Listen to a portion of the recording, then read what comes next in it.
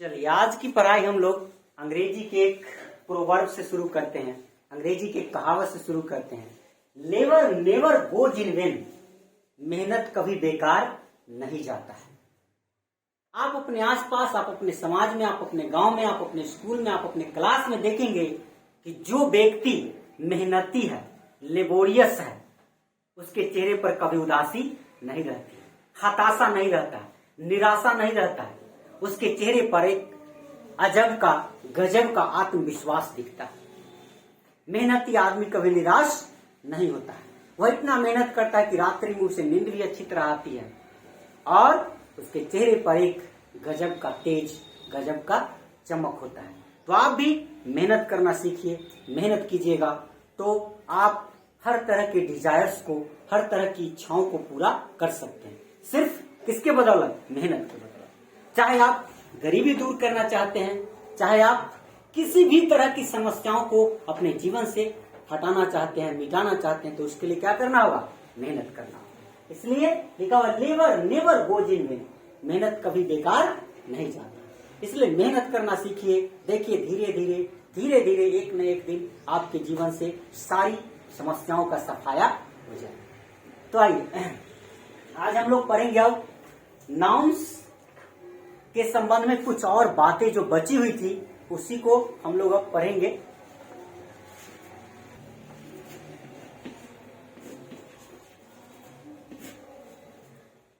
तो चलिए नाउन्स के संबंध में कुछ और बातें सीखनी है हम लोगों को।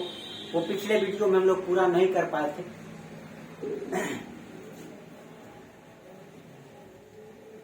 तो पिछली वीडियो में हम लोगों ने पढ़ लिया था कि हम अपनी नंगी आंखों से अपने चारों ओर जो कुछ भी देखते हैं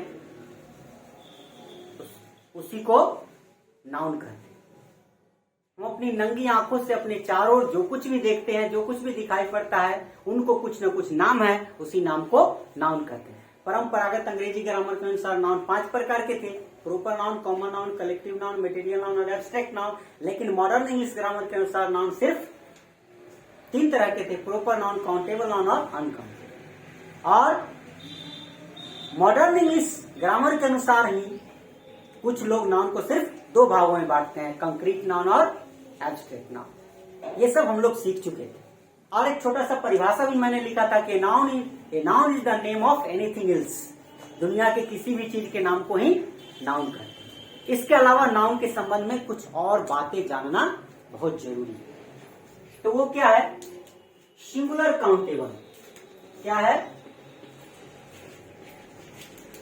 singular countable noun. Singular countable noun.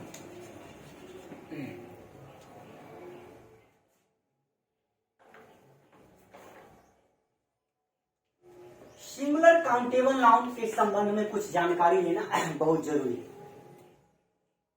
Singular countable, singular मतलब एक और काउंटेबल मतलब जिसकी गिनती की जा सकती है। सिंगुलर मतलब एक वचन या एक कह सकते हैं, काउंटेबल मतलब जिनकी गिनती की जा सकती है। इसका हम लोग कुछ एग्जाम्पल लेते हैं। जैसे क्या? एक पेन, ए बुक, एक काउ। ठीक है, ये कुछ एग्जाम्पल्स मैंने ले लिया है। ये सिंगुलर काउंटेबल नाउन है। कैसा है? Singular countable. और इसके विपरीत हम लोग चले तो एक और शब्द हम लोग लिख सकते हैं, एक और लाइन लिख सकते हैं, प्लूरल काउंटेबल। कौन नाम? Plural countable. Plural countable noun. Plural countable noun. तो प्लूरल काउंटेबल नाउन क्या हो जाएगा? पेन्स। और क्या? बुक्स। और क्या? काउच। ठीक है, ये है सिंगुलर काउंटेबल नाउन्स। ये क्या है? Plural countable nouns. ठीक है, तो नाउन्स का जब आप वाक्य में प्रयोग करते हैं तो वहां पर कुछ बातों को ध्यान रखना बहुत जरूरी है। वो कौन कौन बातों को ध्यान रखना जरूरी है? तो हम यदि सेंटेंस में जब कभी, जहां कहीं भी सिंगुलर काउंटेबल नाउन का प्रयोग करेंगे तो वहां पर ए एन उसके पहले जरूर लगाएंगे। क्या करेंगे? ए एन जरूर लगाएंगे। जैसे एन एप्पल एन वाला एक भी नहीं लिखे थे। तो सिंगुलर काउंटेबल नाउन आप पैसेज लिख रहे हैं, एसे लिख रहे हैं, ट्रांसलेशन बना रहे हैं, कहीं भी सिंगुलर काउंटेबल नाउन आ जाए तो उसके पहले ए एन लगाना बहुत जरूरी है। नहीं लगाएंगे आपका सेंटेंस गलत हो जाएगा। और प्लूरल काउंटेबल नाउन्स के पहले ए एन लगाने की जरूरत नहीं है। उसके अंत में एस या ई एस या ई एन लगता है, उसके पहले ई एन लगाने की कोई जरूरत नहीं। इसको हम लोग इस कहानी के माध्यम से इस बात के जरिए भी याद रख सकते हैं कि समझ लीजिए ये सिंगुलर काउंटेबल नाउन क्या है, कुमारी लड़की है।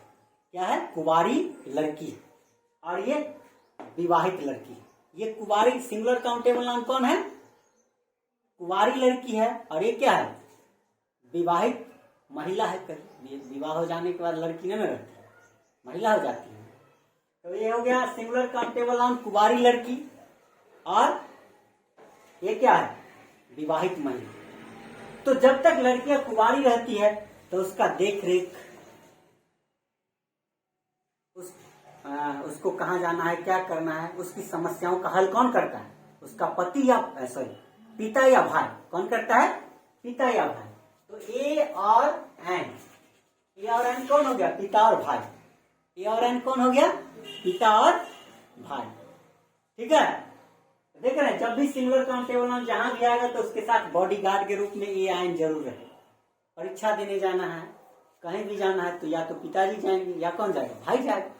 नहीं तो सिंगुलर काउंटेबल नाउन के पहले ए या एन का प्रयोग जरूर करेंगे। मतलब ए या एन सिंगुलर काउंटेबल नाउन के साथ साथ जहां भी जाएगा चलेगा, कोई दिक्कत। आज जब ही लड़की की शादी हो जाती है ए नाम के बॉडीगार्ड खत्म हो गया। क्यों, क्योंकि एस नाम के पति से शादी हुई। एस या एस नाम के पति से जो ही शादी होगा बॉडीगार्ड का काम खत्म, भाई और पिता का रोल खत्म। ऐसे ही याद रखना। तो याद क्या रखना है कि सिंगुलर काउंटेबल नाउन के ठीक पहले ए या एन का प्रयोग जरूर करेंगे। जैसे यह आम है या यह एक आम है, दोनों का अंग्रेजी क्या होगा, दिस इज ए मैंगो। क्यों, क्योंकि मैंगो सिंगुलर काउंटेबल नाउन। यह सेब है या यह एक सेब है, दोनों का अंग्रेजी क्या होगा, दिस इज एन। एक हिंदी में लगा रहे या ना रहे उससे कोई फर्क नहीं पड़ता है। अगर नाउन सिंगुलर हो, काउंटेबल हो तो उसके पहले ए एन जरूर लगाएंगे, कोई दिक्कत। और नाउन प्लूरल हो जाए तो ए एन लगाने की जरूरत, देख रहे हैं बॉडीगार्ड है, ए एन है नहीं ना, खत्म हो गया। और क्या, बॉक्स से बॉक्सेस कर सकते हैं, बॉक्सेस कर सकते हैं, फॉक्सेस कर सकते हैं, ब्रांचेस कर सकते हैं, क्या कर सकते हैं, बेंचेस कर सकते हैं, बेंच से बेंचेस कर सकते हैं। तो कहने का मतलब, तो मैंने कहानी के माध्यम से समझाया कि सिंगुलर काउंटेबल नाउन कुवारी लड़की है और वह जहां भी आएगी, जहां भी रहेगी, पिता या भाई ए या एन के रूप में, बॉडीगार्ड के रूप में रहे। और जिन्हें उसको एस या ई एस नाम के लड़के से शादी हो जाएगी, भाई और पिता का रोल खत्म। तो कहने का मतलब प्लूरल काउंटेबल नाउन के ठीक पहले ए एन का प्रयोग बिल्कुल नहीं करेंगे, उसके अंत में एस, ई एस या ई एन का प्रयोग करेंगे। ठीक है, और सिंगुलर काउंटेबल नाउन के साथ ए एन का प्रयोग अवश्य करेंगे। यदि आप ऐसा नहीं करते हैं तो आपका सेंटेंस पूर्णतः गलत हो जाएगा। और समझ रहे हैं, इसको ध्यान में रखकर ही इसका हम लोग कहानी लिखे, ऐसे लिखे, पैसेज लिखे, उसमें इन बातों को ध्यान में रखकर ही ट्रांसलेशन बना या जो कुछ भी कर रहे हैं इन बातों को जरूर ध्यान में रखें। अब कुछ बातें हम लोग अनकाउंटेबल नाउन के बारे में भी जान जाते हैं, सीख लेते हैं। अनकाउंटेबल नाउन, अगणनीय संज्ञा। ध्यान रखना है आपको कि वाक्य में कहीं भी अनकाउंटेबल नाउन आए उसके पहले ए एन लगाने की जरूरत नहीं है। जैसे तेल है, आयल, क्या है, आयल, तो यहाँ पर आप एन आयल नहीं लिख सकते हैं, चाहे तेल कितना भी रहे, 10 लीटर की 50 लीटर रहे, उसका प्रयोग हम अलग तरीके से करेंगे। A litre of petrol, a litre of diesel, अलग ढंग से करेंगे, लेकिन एन आयल नहीं लिख सकते। ए राइस नहीं लिख सकते, ए राइस, ए मिल्क नहीं लिख सकते। तो अनकाउंटेबल नाउन के पहले ए एन का प्रयोग करने की कोई जरूरत नहीं है। अगर ए एन का प्रयोग हम लोग ब्रेड, क्या है, ब्रेड। क्या है? ब्रेड। यहाँ भी ये ब्रेड नहीं लिख सकते हैं, ये ब्रेड लिखेंगे तो क्या हो जाएगा? गलत हो जाएगा। एन आई लिखेंगे गलत हो जाएगा। ए राइस लिखेंगे गलत हो जाएगा। हो जाएगा ना गलत? क्यों? क्योंकि अनकाउंटेबल नाउन के पहले ए एन का प्रयोग नहीं होता। अनकाउंटेबल नाउन को हम गिन ही नहीं सकते हैं, और ए और एन मतलब एक हुआ, तो उसको एक दो कैसे करेंगे? करेंगे? तो भूल कर भी अनकाउंटेबल नाउन के पहले ए एन का प्रयोग नहीं करे तो उसके लिए अलग से नियम है, अलग से तरीका है, उसको भी आगे बताएंगे। आर्टिकल चैप्टर में हम लोग पढ़ेंगे विस्तृत जानकारी। और इसको थोड़ा सा देखिए, इसको हम सही कैसे करेंगे। अगर ए एन का प्रयोग आप करना चाहते हैं तो इसको लिखेंगे litre of petrol, a litre of diesel, a kilo of rice. और इसको भी यहाँ पर ये ब्रेड नहीं हो सकता है, क्या लिखेंगे? Piece of bread. क्या लिख सकते हैं?